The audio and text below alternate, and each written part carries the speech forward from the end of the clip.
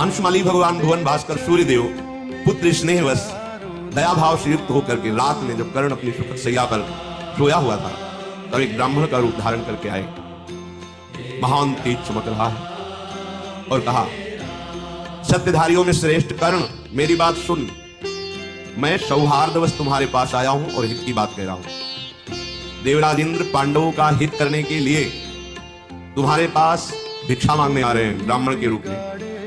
वो तुम्हारे दोनों कुंडल और कवच मांगेंगे। तुम्हारी दानशीलता विश्व में प्रसिद्ध है कि तुम्हारे मुख से ना नहीं निकलता, मुझको भी पता है। और सत्पुरुषों का स्वभाव ऐसा ही होता है कि वो मांगने पर सोचते नहीं कि मेरा क्या होगा, दे ही देते हैं। बिना विचार किए दे देना तुम्हारा भी स्वभाव है। कभी तुम्हारे मुख से ना नहीं निकला है। इसी स्वभाव का लाभ लेने इंद्र आ रहे हैं। उनके मांगने पर तुम्हें नहीं देना, मेरी बात मान लो, कवच कुंडल नहीं देना। तुम प्रणाम करना, अनुनय विनय करना और मेरी बात को मान लेना। टालते रहना, वो मांगे तो उनको टालते रहना। उसे कहना तुम्हें रत्न चाहिए और धन चाहिए, ब्राह्मण देवता तुम ले लो, पर कवच कुंडल नहीं दे सकता। कर्ण, ये मेरे द्वारा प्रदत्त किए हुए कवच कुंडल है, ये अमृत से प्रकट हुए हैं। जब तक ये तुम्हारे शरीर पे रहेंगे तुम अबद्ध हो। ब्रह्मा की बनाई हुई सृष्टि में कोई तुम्हें नहीं मार सकता। तुम अपने कवच कुंडलों से युक्त होकर रणभूमि में निर्भय विचरोगे।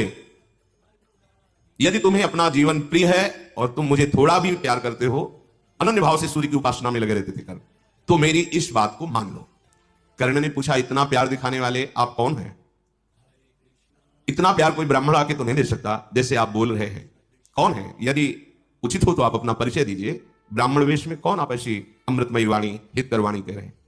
कहा, तात, मैं सहस्त्रांशु तेजो में सूर्य के नाम से जाना जाता हूं।